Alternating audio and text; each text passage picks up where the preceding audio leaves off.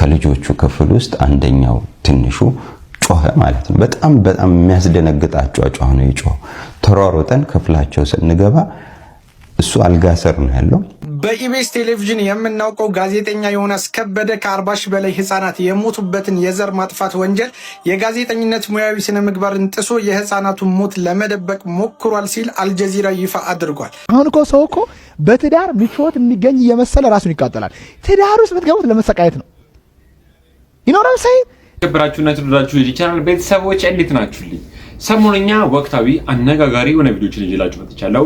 ታዲያ ቤተሰቦች ለቻናላችን አዲስ ከሆናችሁ ቻናላችንን ሰብስክራይብ፣ የምንለቃቸው ቪዲዮዎች ላይክ ማድረጋችሁን ቀጥሉበት። ወደ ቪዲዮቹ ቤተሰቦች እጅግ በጣም አስገራሚና አስደንጋጭ መረጃ እየወጣ ነበረ። ዮናስ ከበደ የኢቢኤስ ቲቪ ጋዜጠኛ እጅግ በጣም ብዙ ህጻናት በተገደሉበት ጦርነት ላይ አስተዋጽኦ አድርጓል። እንዲሁም ደግሞ እስራኤልን በመሄድም ጋዜጠኛ በመሆንም አገልግሏል ተብሎ እጅግ በጣም ብዙ ሰዎችም ቁጣቸውን እያሰሙ ይገኛሉ። እስኪ አንዳንድ ቪዲዮችን በኢቢኤስ ቴሌቪዥን የምናውቀው ጋዜጠኛ ዮናስ ከበደ ከ40 ሺህ በላይ ህፃናት የሞቱበትን የዘር ማጥፋት ወንጀል የጋዜጠኝነት ሙያዊ ስነ ምግባርን ጥሶ የህፃናቱን ሞት ለመደበቅ ሞክሯል ሲል አልጀዚራ ይፋ አድርጓል።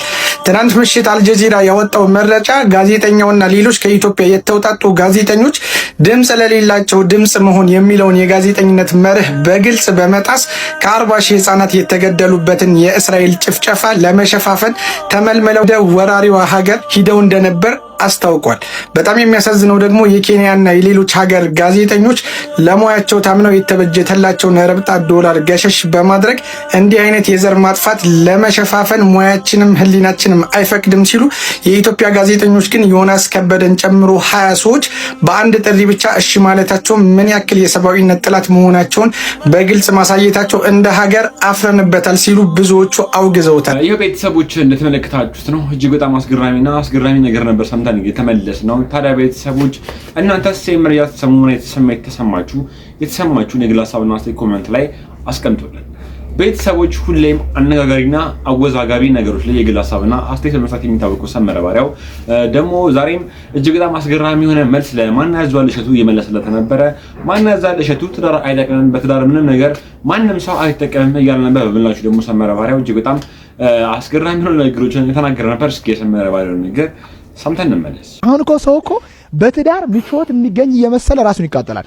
ትዳር ውስጥ ብትገቡት ለመሰቃየት ነው ይኖራል። ሳይ ትዳር ውስጥ ትፈርሙ ምናምን ሁለቱም አንድ ሆኑ ዛሬ ሲባል ሁለቱም አንድ ላይ ለመሰቃየት አንድ ሆኑ ነው። አይገባችሁ? ሰዎች ሳፈር እያደረጉ ያሉት ትዳርን ለደስታ። ትዳር ለደስታ አይሆንም። አንድ ሰው ጋር ኖረሽ እንዴት ነው የምትደሰችው? ጥሩ ነው። አይ ሚን ያንሰናል፣ እንደኛ መተኛት ያንሰናል። አሁን የተነገረው ነገር ሳምሃው ፐርሰናል እንዳይመስልብኝ ነገሩና ባለፈውም ከዚህ ሰው ጋር በተያያዘ የሆነ ነገር ስላልኩኝ ፐርሰናል አሁንም ፐርሰናሊ እንዳትወስዱት። ዞሮ ግን ታናናሽ ወንድሞቼ፣ እህቶቼ፣ ልጆቼ ኢንፍሉዌንስ እስከሚያደርግ ድረስ በጣም ፐርሰናል ነገር ነው። እንኳን መልእክት ቀርቶ አይደለም ቀርቶ ይሄ ያነጋገር ለዛ በጣም ኦፌንሲቭ የሆነ አነጋገር ለዛ ራሱ ልጆቼን እንደው ቢለምዱት እጸጸታለሁ። የመጨረሻ ብዙ ዓመት ለፍቼ እንደከሰርኩ ነው የምቆጥረው። ምን ማለት ነው ይሄ አሁን የተናገርከው ነገር ራሱ ምን ማለት ነው? እኔ አንዳንዴ የሚገባችሁ አይመስልኝም። እርግጥ ይበለን ያስብላል። እኔ በአንተ አልፈርድም። አንተ ምንም አላጠፋህም። ምክንያቱም አንተን ከፍለው በጣም እጅግ ብዙ ብር ከፍለው ለማየት የሚሰለፉ ሰዎች አሉ። በእነሱ አዝናለሁ። 100 ብር የሚያክል ገንዘብ ከፍለው የሚሰለፉ አሉ። በጣም ለአንተ ንግግር 100 ብር በጣም ሚሊዮን ማለት ነው። አሚን በነፃ ውድ ነው ንግግሩ። ሁለተኛ ደረጃ ይህንን ንግግር ሰምቶ እንዳልሰማ የሚያልፍ ያርግለት ይሁንለት በሚል ሰው በጣም አዝናለሁ። ሶስተኛ እዚህ ሀገር ውስጥ ትውልድን እንደዚህ የሚያቀጭጭና እንደ ልቡ በረሮ ያለበት ሰው በሙሉ እየተነሳ ሲናገር ዝም በሚል መንግስት በጣም አዝናለሁ። አንድ የመንግስት ባለስልጣን ቢነካ ይሄኔ የተለያየ አይነት በቃ ማስጠንቀቂያ እናንተን ይጎርፍ ነበር ወይ የመንግስት ነገር ቢተች ትውልድ እንደዚህ ከሚንኮላሽ መንግስት ሺህ ዘመን ቢተች ይሻላል። ይሄን ነው። ሶስተኛ ደረጃ ይሄንን አይነት ኮንተንት በመንግስት ብሮድካስት ባለስልጣን ተፈቅዶለት ህጋዊ የሆነ ሚዲያ ገና ለገና የአየር ሰዓቱን ስለሞላለት ብቻ ፈቅዶ ለኢትዮጵያ ህዝብ በጠዋቱ ለዚህ ሁሉ ሚሊዮን ህዝብ ብሮድካስት ሲያደርግ ሳይ በጣም አዝናለሁ። ባለፈው በሬዲዮ እየሰማው ነበር። የሆነ ሀገር ውስጥ እየኖርኩኝ ምግብ እየሰራው ጠዋት ኳስ ደግፍ ነበር። የምደግፈው ቡድን ሲጫወት ምግቤን ጥዬ እጄ ኳሱ ላይ ምግቤ ስላረረብኝ ምናምን ካልክ በኋላ ኳስ ማለት የመጨረሻ ትውልድን የሚቀጭ ነገር እንደሆነ አድርገህ እግር ኳስን ስታወቅ ሰማው። ያንተ ሽሮ ወጥ ስላረረ ማህበረሰብን ጠንቅ ነው ኳስ አልክ። ልክ ሽሮ ወጡ ለማህበረሰብ የሰራው ነው ይመስለው። ማህበረሰብ ወጥ የተደፋበት በቃ ራቱ የተደፋበት አስመስልከው ማህበረሰብን። እኔ አይ ፊል ሶሪ በጣም ነው የማዝነው። በነገራችን ላይ እጅግ በጣም አዝናለሁ። ደግሞ አይገባችሁም አልክ እኮ ማለት ምንድን ነው የሚገባን? አሁን ከተናገርከው ይሄን ንግግር ሙሉውን አይቼዋለሁ። አሁን ጀሌዎቹ ራሱ የዚህ አይነት ንግግር አጃቢዎች እሱ ያለው አልገባህም ምናምን ትሉኛላችሁ። በጣም የሚገርመው ነገር እብድኛ አይገባኝም። በነገራችን ላይ አማርኛ እችላለሁ፣ እንግሊዝኛ እችላለሁ፣ የተለያየ ቋንቋዎች እችላለሁ። እብድኛ እኔ ተናግሬ ማላውቀውን አይገባኝም። ሲጀመር አታሽሙኑት። ከወጉ በኋላ ይማር የልብን ከተናገርክ በኋላ ሰው ሲናገር ለማለት የፈለገው እኮ ምናምን የፈለገውን በልቦ ያዘው። በነገራችን ላይ ምን ቅኔ ዘራፊ እኮ አይደለም ሰውየው። ቅኔ አይደለም የሚያስተምረው ማህበረሰብን ማንቃት ነው አይደል? ማህበረሰብ ቀላል በሆነ አማርኛ ነው ሊነገረው የሚገባው። ቅኔ ትምህርት ቤት ነው ውስጥ ሚስጥር ያለው ቃል የምትናገረው። የተናገረው ክሊር ነው፣ በጣም ክሊር። በቃ ከአንድ ሰው ጋር ሆነሽ ደስተኛ አትሆኝም፣ ትዳር የሚሆን ነገር አይደለም። ስለዚህ 10 ሰው የሚያዥ ወይ ትዳር አታገቢ ነው ፖይንቱ። ገብቶኛል። በጣም ለህብረተሰብ የሚጠቅም ነገር አስተምራል። በጣም ምን ይላል እንደውስማ ሰማችሁ ነው እንጂ በጣም አስገራሚ የሆነ ነገሮች ነበር ሰምተን የተመለስነው። ታዲያ እናንተስ የሰመረ ባልሆነ ነገር እንዴት አገኛችሁት? የተሰማችሁን የግል ሀሳብና አስተያየት ኮሜንት ላይ አስቀምጡ። በመቀጠል ደግሞ ማሰማችሁ መረጃ ምንድነው? እጅግ በጣም ተወዳጁና ተናፋቂው አርቲስት ነፃነት ወርቅነህ ከዚህ ዓለም ከሞት ከተለየ በኋላ እጅግ በጣም ብዙ የሙያ ባልደረቦቹ ተናግረው አይጨርሱም ስለ ነፃነት ወርቅነህ። ታዲያ ልጅ ሚካኤልም እጅግ በጣም አስገራሚ የሆነ ደስ የሚል ግንኙነታቸውንም እየተናገረ ነበር። እስኪ ይሄን ቪዲዮ አይተን እንመለስ እና በዚህ አጋጣሚ ነፍሱን ይማረውና ነፂ ነበረ ከነፂ ጋር አብረን ነበርን ባክስቴጅ ስናወራ ይመስለኛል ከማረፉ ከ15 ቀን በፊት ደሳለኝ ሆቴል ጧት እንትን ሮጣለሁ ነው ፍሬንድሺፕ ፓርክ። እሺ ሮጬ ስቲም ሳውና ልገባ ደሳለኝ ሲሄድ እሱ ጨርሶ ሲወጣ እኔ ስገባ ተገናኘን። የመጨረሻ ጊዜ ያገኘሁት የዛኔ ነው። እዚህ ግን እኔና እሱ ውስጥ እኔ መድረክ ላይ ለጋሽ አልሰጠውም እለዋለሁ። እሺ እሱ ደግሞ ካልሆነ በቃ እንደውም እኔ እሰጠዋለሁ አለኝ። ታውቃለህ በጣም ተጫዋች ነው። ይሄ ነፍሱን ይማር እውነት እኔ እሰጠዋለሁ የሚለው የኔ ነው ብዬ ነው። እኔ መድረክ ላይ ወጥቼ አልሰጥም አልኩኝ። እሺ ከዛ እዚሁ በቃ የነበርንበት እንትን ውስጥ ልስጠው አልኩ። አይቻልም ፊት ለፊት ነው ወጥተህ ነው የምትሰጣት ምናምን፣ አለበለዚያ እኔ ነኝ የሰጠው ብዬ እሰጠዋለሁ አለኝ። እና የዛኔ አግኝቼዋለሁ እዛ ላይ የሆነች እንግዲህ ቅድም ድንገት ነው ያጣነው። በጣም አሳዛኝ የሆኑ ጊዜያትን አሳልፈናልና በጣም እየሳቀ በቃ ነው የሄደው። እየሳቀ እያየነው እየሳቀ ነው የሄደውና ያው መቼም የሱ ፍቃድ ስለሆነ ዝም ነው። እግዚአብሔር አይሳሳትም በሚለው ልክ ነው። እግዚአብሔር ሰጠ እግዚአብሔር ነሳ በሚለው መሰረት ልክ ነው። ዋናው ነገር ምንድነው? ከዳግም ሐዘን እግዚአብሔር ይሰውር። አሜን። ቤተሰቦች ሆነ ተመለከታችሁት ነው። ልጅ ሚካኤል እጅግ በጣም ደስ የሚል ግንኙነታቸው ነበር ሲናገር የነበረው። ሁሌም ቢሆን ነፃነት ወርቅነህ ስናነሳ እግዚአብሔር ነፍሱን ይማርልን ማለታችንን መርሳት የለብንም። እግዚአብሔር ነፍሱን ይማርልን ያላችሁ እናንተ ኮሜንት ላይ ጻፍ አድርጉልን። ወደ ኔክስት እጅግ በጣም ለተወሰነ ጊዜ ከመድረክ ላይ ጠፍታ ነበር ጋዜጠኛ ሉላ ገዙ። ታዲያ በትናንትናው ዕለትም በድጋሚ ወደ ኢቢኤስ ቲቪ ተመልሳ አለሁ አልጠፋሁም ብላ ድምጿን እያሰማች ነበር። እስኪ ደግሞ የሉላን ንግግርንም ሰምተን እንመለስ። እውነት ለመናገር ስራዬ በጣም እየናፈቀኝ ነበረ።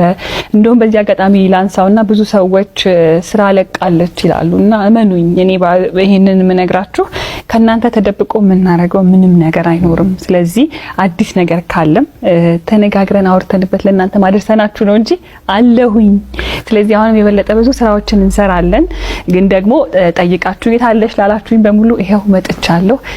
ስለጠየቃችሁኝ ደግሞ የት ነሽ ሳራችሁኝ አመሰግናለሁ። እነ ዳኒ በደንብ አልተናገሩም መሰለኝ። ማንኛውም ይሄ ሁሉ በጣም አመሰግናለሁ። እኔም በጣም የምወደው ስራዬ ጋር ተመልሼ ስለመጣሁ በጣም ደስ ብሎኛል። ናፍቆኝ ነበር። የኛ ስራ ሱስ ነው። የሆነ ታይጣላችሁ ነው ምንድነው አንዳንድ ጊዜ ከስራነቱ ባሻገር አንደኛ እንደ ቤተሰብ ነን እዚህ ስንሰራ ከሁሉም ጋር ከጀርባ ካሉትም ፊት ለፊት ካላችሁትም ከናንተ ጋር። ከዛ ውጪ ግን ዮናስ ይላል ሁሉ ጊዜ ካሜራውን ሳየው ባለቤቴን ነው የሚመስለኝ ይላልና እኔ እንኳን ባለቤቴን ባልልም በጣም አፈቅረዋለሁ ለማለት ፈልጋለሁ። በዚህ አጋጣሚ በጣም ሱስ ነውና ሳላውቀው ሁሉ በጣም ከካሜራ ስለራኩኝ ዝም ብዬ ስልኬ ለራሴን እየቀረጽኩ ነበር። አሁን እንትን እየሄድኩ ነው ምናምን ብዬና እያሳቀኝ ነበር።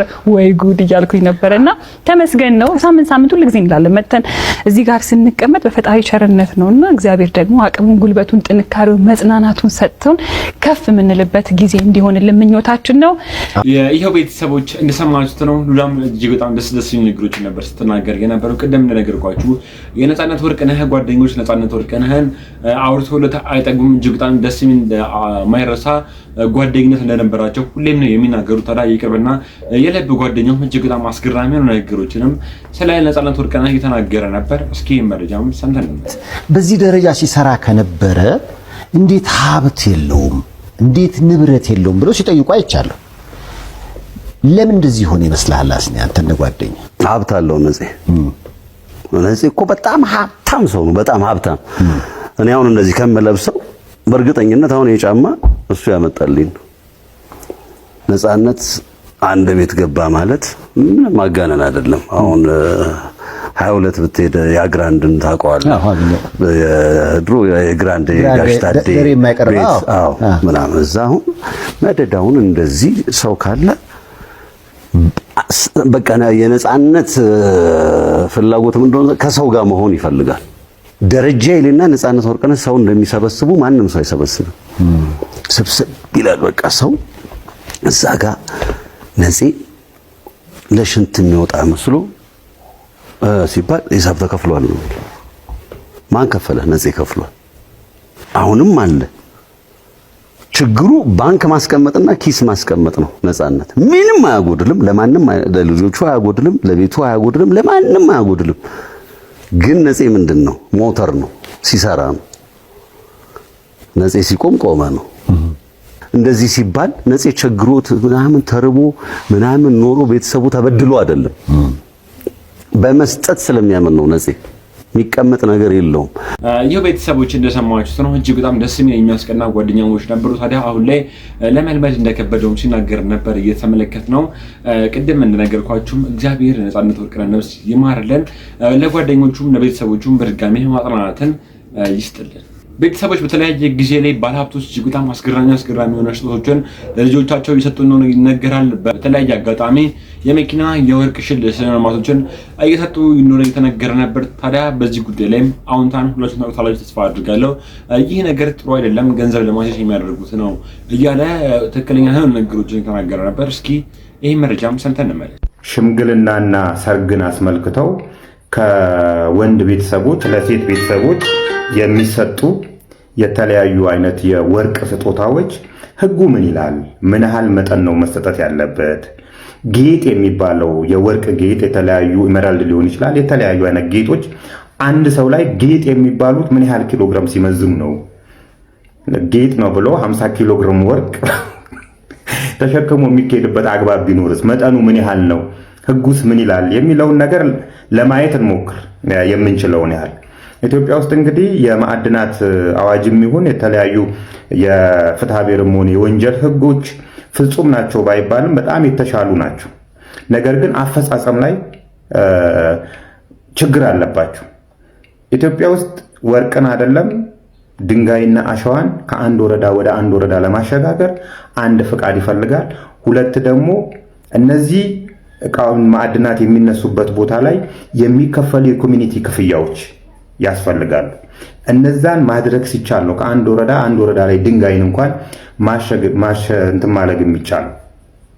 ነገር ግን አንዲት ሴት ከኢትዮጵያ ወደ ውጭ ለመውጣት ምን ያህል ወርቅ ነው አንገቷ ላይ ማድረግ ያለባት ከተባለ ከ100 ግራም መብለጥ የለበትም።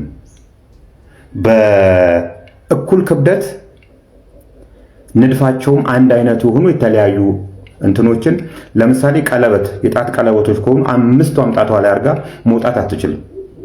ንድፉ ተመሳሳይ የሆኑ አንድ እሱም ከ100 ግራም መብለጥ የለበትም። ከበለጠ ንግዶች ሊሆኑ ስለሚችሉ የንግድ ማስረጃዎችን ማቅረብ ይጠበቅባቸዋል። ሀገር ውስጥ አንዲት ሴት ወይም አንድ ሰው ወርቅን ለማጌጫነት ወይም ደግሞ ኢመራልድ ሊሆን ይችላል፣ ዲያመንድ ሊሆን ይችላል፣ ለማጌጫነት ምን ያህል ነው መጠቀም ያለበት? መጠኑ ይሄን ያህል ነው የሚል ቁጥር አላገኘውም። አንዳንድ ቦታ ላይ 60 ግራም መብረጥ የለበትም ይላል፣ ግን ይሄን ያህል ነው የሚል በትክክል አላገኘውም። ነገር ግን የተለመዱ ቦታዎች ላይ መደረግ አለባቸው። የተለመዱ ቦታዎች ሲባል ጆሮ፣ አንገት፣ ብራስሌት፣ ጣት ሊሆኑ ይችላሉ።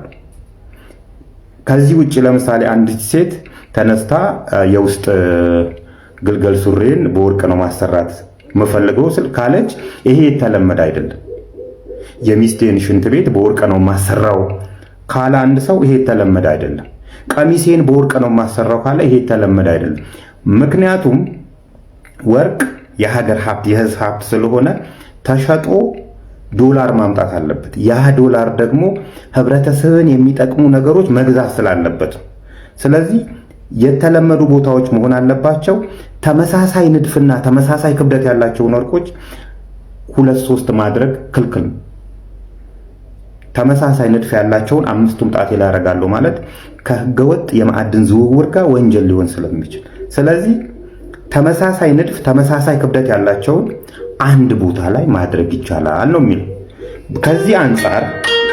ከዚህ አንጻር ሰሞኑን የምናያቸው በየሰርጉ የምናያቸው ትላልቅ ወርቆች የወንድ ቤተሰቦች ለሴት ቤተሰቦች የሚሰጧቸው ስጦታዎች ከህግ አግባብ እንዴት ይታያሉ? የተለያዩ ወንጀሎች ሊፈጸምባቸው የሚችልባቸው ክፍተቶች አሉና እንድንነጋገርበት እንድናይበት አይናችንን ከፈታ አድርገን እንድናይበት በሚል ነው ሐሳቡን ማነሳው። እንደሰማችሁት ማንኛውም ሰው ለፈለገው ሰው የፈለገውን ያክል ስጦታ መስጠት እንደማይችል ነበር የተመለከትነው። ታዲያ ከዚህ ንግግርም እጅግ በጣም ትልቅ ትምህርት ነበር እየወሰድንበት ብዬ ተስፋ አድርጋለሁ። በመቀጠል ደግሞ ማሰማችሁ መረጃ ምንድነው? እጅግ በጣም አሳዛኝ የሆነ የህይወት ታሪክ ነው። እስኪ መረጃ ሰምተን ሳነበው ያለቀስኩበትን ታሪክ ልንገራችሁ። መጀመሪያ ግን ይህንን እንድትመልሱልኝ ይፈልጋለሁ። ወንድነት መበደል፣ ሴትነት ደግሞ መበደል ነው። በቀን ክር ላይ የተንጠለጠለ ህይወት በአንድ ቀን ክር ውስጥ ተንጠልጥላ ትቀየራለች ቢባል ማን ያምናል? እኔ ግን አምናለሁ ትነናለች ባለ ታሪካችን። የኔ ህይወት የተለወጠው የተገለበጠው እንደገናም የተገነባው በአንዲት ቀን ክስተት ነውና ግንቦት 15 2013 ይህ ቀን በህይወት መዝገቤ ላይ በደማቅ ቀለም ብቻ ሳይሆን በማይፋቅ ጠባሳ የተቀረጸው የመነሻዬና የመድረሻዬ ምዕራፍ ነው። ከዚያሽ ቀን በፊት የማምነውና ለ2 ዓመታት አብሮኝ የቆየ ፍቅረኛ ነበረኝ። ነገር ግን የነገሮች መስመራቸውን ስተው መዘበራረቅ የጀመሩት በየካቲት ወር በሆነችው የልደቴ ቀን ነበር። ቀኑን ከሱ ጋር በደስታ ከበርን። ነገር ግን ብዙም መቆየት ስላልቻልኩ ተመልሼ እመጣለሁ በሚል ቃል ተለያየን። ከመለያየታችን በፊት ግን አንድ እንግዳ ሐሳብ አቀረበልኝ። ከውጭ የመጣች የቀድሞ ፍቅረኛውን ሊያስተዋውቀኝ እንደሚፈልግ የራሱን ህይወት መጀመሩን ሊነግራት እንዳሰበ አወራኝ። ልቤ ባይሻም የውስጡን ለማወቅ ጓጉቼ እሺ አልኩት። ተዋወቅናት። በዚያው ምሽት ስደውልለት ስልኩን ያነሳው ግን ጓደኛው ነበር። ከበስተጀርባ የሚሰማው የሙዚቃ ጫጫታ በሆዴ ውስጥ የጠረጠርኩትን ክርክር አባባሰው። እሱ የለም ስል ጠየቅኩት። የለም ስልኩን ረስቶት እኔ ቤት ሄዷል አለኝ። የዋህ ልቤ አመነው። የገዛሁለትን ስጦታ ልሰጠው ቤቱን ስለማውቀው መንገድ ጀመርኩ። በሩን ሳንኳኳ የከፈተልኝ ራሱ ፍቅረኛዬ ነበር። እንዴት መጣሽ ያለኝ በድንጋጤ ነበር። ምን ነው ስለው ምንም አለኝ። ልገባ ስል ግን ተይቅርብሽ ብሎ መንገዴን ዘጋ። በዚያሽ ቅጽበት ከውስጥ የሰማሁት የሴት ድምጽ ግን የሁሉንም ነገር መጋረጃ ገለጠው። ስሙን ስትጠራው ሰማኋት። ገፍቼ ስገባ ሁለቱም አልጋ ውስጥ እንደነበሩ አወቅኩ። ምንም አላልኩም፣ ምንም አልተናገርኩም። ያመጣሁለትን ስጦታ አስቀምጬ በዝምታ ወጣው። ልቤ በሐዘን ተሰብሮ በክህደት በረዶነት ራደ። ከሳምንታት በኋላ የባሰ ክህደት ጠበቀኝ። የወር አበባዬ ቀርቶ ተመርመሬ የ2 ወር እርጉዝ መሆኔን አወቅኩ። ሽማግሌ ልኮ ሊያገባኝ ቃል የገባልኝ ሰው ልጅ ኮዴ ውስጥ እንዳለ ሳውቅ ልደውልለት ወሰንኩ። ስነግረው የሰጠኝ መልስ ዛሬም ድረስ በጆሮ ያቃጭላል። የፈለግሽውን አድርጊ፣ እኔ አልመጣም። በዚያሽ ቅጽበት ዓለም የፈረሰችብኝ ያህል ተሰማኝ። በፍቅር አይን ታውሬ በሐዘን ተውጬ ማንንም ሳላማክር የራሴን ውሳኔ ወሰንኩ። ሆስፒታል ሄጄ ልጃችንን አስወረድኩት። ለ3 ወራት ያህል በዝምታ መጋረጃ ውስጥ ተሸሸኩ። ልረሳው ብሞክርም ፍቅሩ ከልቤ አልወጣም እያላስቸ አስቸገረኝ። ይባስ ብሎ ናፍቆቱ ልቤን ይበላው ጀመር። እናም አንድ ቀን ደወለ። ናፍቀሽኛል ልይሽ ብቻ አለኝ። እቺ የናፍቀሽኛል ድምፁ ግን በድጋሚ ልቤን አሸነፈችው። ተገናኘን። ከዚህ በፊት አይቼው ከማላውቀው ጓደኛው ጋር ነበር። አብረን አመሸን፣ ተዝናናን፣ ጠጣን። ስካሩ አይሎ ሌሊት 8 ሰዓት ሲሆን ቀድሞው ይዘውት በነበረው ባለ 2 አልጋ ሩም ውስጥ ለማደር ገባን።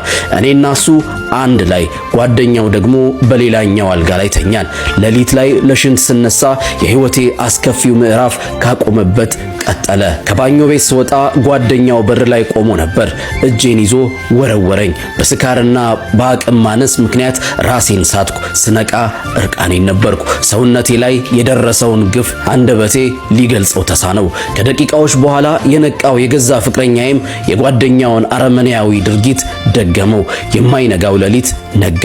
እሱ በጠዋት ጥሎኝ ወጣ። ጓደኛው ግን ያለቀሰ ይቅርታ ጠየቀኝ። የልጅ አባት እንደሆነና ከሚስቱ ጋር ተጣልቶ እንደወጣ ነገረኝ። አመመኝ። ነገር ግን ምንም የማደርገው ነገር አልነበረም። ታክሲ ጠርቶ ክሊኒክ በር ላይ ካደረሰኝ በኋላ መጣው ብሎኝ ለዘላለም ተሰወረ። በቦርሳዬ ውስጥ በነበረችው ጥቂት ገንዘብ የደም ምርመራ አደረግኩ። ውጤቱን ከሰማው በኋላ እዛው ክሊኒክ ውስጥ ወደኩ። ያቺ ቀን የግንቦት 15 ቀጠሮ ሁሉንም ነገር ቀየረችው። የ21 ዓመት ወጣት ነበርኩ። ዶክተሩ ሲያረጋጋኝ የሰማሁት ዜና ጆሮዬን ደፈነ። በደሜ ውስጥ HIV ተገኝቷል። በዚያች ቅጽበት ዓለሜ ጨለመ። ጥሩ ጓደኛዬን ጠርቼ ምንም ሳልናገር ልደታ ቤተክርስቲያን ውሰደኝ አልኩት። እናቴ የምችለውን አቅም ስጪኝ ብዬ ተማጸንኳት። ለምን የሚለው ጥያቄ ልቤን ሰንጥቆ ነበር።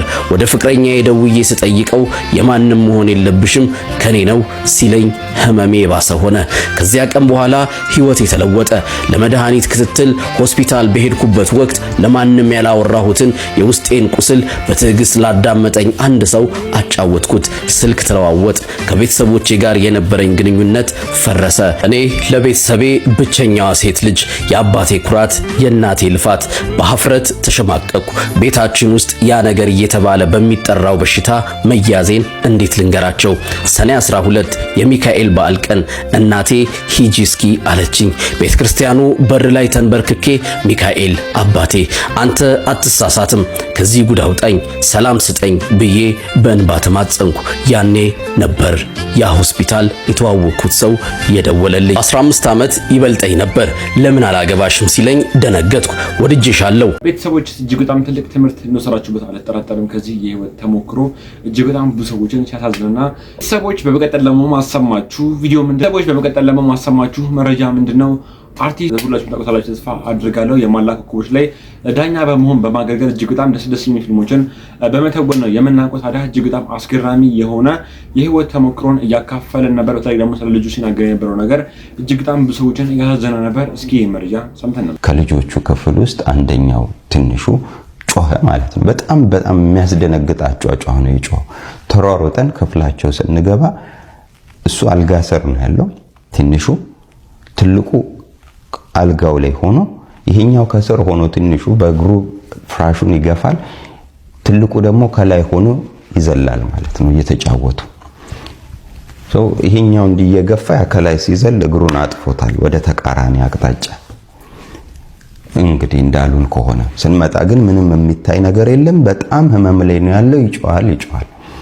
በቃ ተደነጋገጥን። አጋጣሚ ለአዲሱ ህፃን ለሆስፒታል ቀጠሮ ስለምንሄድ በዛው ኢመርጀንሲ ይዘነው እንሄድ ብለን ተሯሩጠን ይዘነው ወጣን። በባህሪው ያው እሱ ብዙ ነገሮች ስለሚያካብድ ያው እንክብካቤ ስለሚፈልግ ትንሽም ነገር ስትቧጭረውም ይሁን ምናምን እንደዚህ ብሎ ነው የሚውለው። በቃ ባንዴጅ አርጉልኝ ስለሚያካብድ እያካበደ እንዳይሆን የሚል ጥርጣሬ ኖረኝ። ምክንያቱም ከውጭ የሚታይ የለም። ለማጠፍ ለመዘርጋት ስሞክር እግሩን ያለቅሳል። ከዛ ሆስፒታል ደረስን። ኤኒዌይስ ኢመርጀንሲ ወዲያውኑ እነሱ ራጃ አነሱትና አዩት። ምንም ፍራክቸር የለውም፣ የተሰበረ አጥንት ምናምን አያሳየንም። ስለዚህ ፔኑን ለጊዜው ኮንትሮል እናርገው ብለው ያው ኢትዮጵያ ጀሶ እንደምንለው ታሸገለት ማለት ነው። ታሽጎ 2 ሳምንት ይቆይና ከ2 ሳምንት በኋላ ቀጠሮ ተይዞለት ሆስፒታል ይሄድ ተባልን። ኤኒዌይስ ብቻ 2 ሳምንቱም አለፈ። ወደ ሆስፒታል ተመልሰን ስንሄድ አሁንም በፍጹም መርገጥ አይችልም። ስለዚህ ሆስፒታሉ ጋር ተነጋገርንና ሁለተኛ ቼክአፕ ተደረገ። አሁንም ያው ነው። መጨረሻ ሲቲ ስካን ይነሳ ተባለ። ሲቲ ስካን ሲነሳ አስደንጋጩ ነገር በመኪና አደጋ ወይንም ደግሞ በከባድ ስፖርት ሊከሰት የሚችለው ፒሲኤል የሚባል ሊጋመንት ወይንም ደግሞ ጉልበትን የላይኛውን ሰውነታችን የላይኛውን እግር ክፍልና የታችኛውን የሚያያይዘው ጉልበታችን መካከል ያለ ሊጋመንት ወይንም ደግሞ ጅማት ነገር ተበጥሷል ማለት ነው። ኤሲኤል እና ፒሲኤል የሚሉት አለ። ኤሲኤል ከፊት ነው፣ ፒሲኤል ከኋላ ነው ያለው። የኋለኛው ሙሉ ለሙሉ ተቀዷል። ከዛ ሚኒስከስ የሚባለውም እንዳለ ቲር አድርጓል፣ እሱም ተቀዷል። ስለዚህ 2 አይነት ጉዳት አለው። በጣም አስደንጋጭ ነበረ መረጃውን ስንሰማ። ከዛ በቃ ሆስፒታሉ ምንም ሊያደርግለት አልቻለም። ምክንያቱም ይሄ የፒሲኤል አደጋ በሰርጀሪ ነው የሚስተካከለው፣ ይስተካከላል በሰርጀሪ። ነገር ግን በሰርጀሪ ለማስተካከል እድሜው አይሆንም። 4 ዓመቱ ወደ 5ኛ ዓመቱ ሊሻገር ባለበት ቅጽበት ስለሆነ የተከሰተው በዚህ እድሜ ተከስቶ አይተናናቅም። እንደተባለው በመኪና አደጋ ወይንም ደግሞ በከባድ ስፖርታዊ ግጭት የሚፈጠር ነገር ነው እንጂ በሱ እድሜ የሚከሰትም አይደለምና ምንም ልናደርግ አንችልም። እንዴት ምንም ልናደርግ አንችልም? በጣም ፈታኝ ጊዜ ነበር። በጣም ከባድ ህመም ውስጥ ነበረን እኛ። ምክንያቱም በሱ እድሜ ሰርጀሪ ካልተደረገ ምንድነው የሚሆነው? በጣም አሳሰበን። ከዛ በኋላ እነሱ ጋራ ምንም መግባባት አልቻልንም። ወደ አገር ቤት ልንመለስ ነው ብለናቸው ስለነበረ በቃ ብሬስ የሚባል ነገር አለ። ያው ሲተኛ የሚወልቅ ደግሞ ተነስቶ ሲንቀሳቀስ የሚታሰር የእግር ብሬስ በሱ እድሜ መገኘት ስለማይችል የአዋቂ የእጅ ብሬስ ይታሰርለት በሚል እሱ ተወሰነ። ከዛ በኋላ እሱ ገዝተን ልናረግ ስንሞክር ምንም በቃ እግሩ ጋር አብሮ ሊሄድ የሚችል አይደለም እና እዛኛው ሆስፒታል የሄድንበት ምንም አይነት እርዳታ ማግኘት ስላልቻለን ተስፋ ቆርጠን ሌሎች ሆስፒታሎች ማፈላለግ ጀመርን። ሁለተኛ ሆስፒታል ሄድን። ሁለተኛውም ሆስፒታል በሱ እድሜ ሰርጀሪ ስለማንሰራ አይሆንም አሉ። ከዛ በኋላ ወደ ሌላ ሐኪም ጋር መረራችን። አጋጣሚ የሄድንበት ሆስፒታል እኔ የልጄ እንኳን እንዲህ አይነት ነገር ቢገጥመው ቀጥታ የሚሄደው እከሌ የተባለ ዶክተር ጋር ነው በሚል ወደ ሌላ ሆስፒታል ስካቲሽ ራይት የሚባል ሆስፒታል ተላክን። እዛ ሄደን እዛ ደግሞ እነሱም ማድረግ የምንችለው ነገር አትሊስት አንደኛው ሚኒስከስ የሚባለው ሌላ የጎንዮሽ ጉዳት ሊያመጣ ስለሚችል እሱን ትሪት ለማድረግ እንሞክራለን።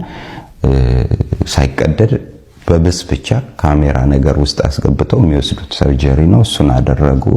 ለማንኛውም እሱ መደረግ ስለነበረበት ሙሉ ለሙሉ ትኬታችንን ካንስል አድርገን ኢትዮጵያ አየር መንገድ ነበር የቆረጥነው። ስንደውል ያው 1 ዓመት ድረስ መራዘም ይችላል፣ ሆልድ ልናረገው እንችላለን ብለዋል። እንግዲህ ሆልድ ተደረገና ያው ሰርጀሪ ማድረግ ነበረበት። ለ1 ዓመት ያክል የሚዘልቅ ትሪትመንቶች አሉት፣ ፊዚዮቴራፒ አለው፣ ብዙ ነገሮች አሉት። እንደተባለው ግን ፒሲኤል የሚባለውን ጉዳት የሊጋሜንቱ ጉዳት ግን እድሜው 16 ዓመት ቢያንስ 15 ዓመት እስከሚሆነው ድረስ ማድረግ አይቻልም ተብሎ እሱ አሁንም አልተደረገለትም። ነገር ግን ሚኒስከስ የሚባለውን ጉዳት አከመውታል። ቤተሰቦች እጅግ በጣም አስገራሚ የሆነ ነገር ነበር ሰምተን የተመለስነው። ለብዙዎቻችን ትምህርት ይሆናል ብዬ ስላሰብኩ ነበረ ይህን መረጃ ይዤላችሁ የመጣሁ። ታዲያ እናንተስ ይህን ድርጊት እንዴት አገኛችሁት? የተሰማችሁን የግል ሀሳብና አስተያየት ኮሜንት ላይ አስቀምጡ። መጀመሪያ በቪዲዮቻችን ላይ እንደነገርኳችሁ እጅግ በጣም አስገራሚ የሆነ መረጃዎች ሰዓት ይገጡ ይገኛሉ ስለ ጋዜጠኛ ዮናስ ከበደ። ታዲያ እስኪ ደግሞ በዚህ ዙሪያም ሌላ ሰዎችን የተለያዩ ነገሮችን እየተናገሩ ይገኛሉ። እነዚህ መረጃዎች ታዲያ እናንተ እንዴት አገኛችኋቸው? የተሰማችሁን የግል ሀሳብና አስተያየት ኮሜንት ላይ አስቀምጡልኝ። ቤተሰቦች ለዛሬ እይታቸውን ጥሩ ቪዲዮ እንግዲህ ይመስላሉ። በቀጣይ እናንተን ቁም ነገር አስጨብጣሉ ሀሳብና አስተያየቶችን ያለውጣሉ ብዬ ማስባቸው ቪዲዮችን ይዤላችሁ እመጣለሁ። ቴንክ ዩ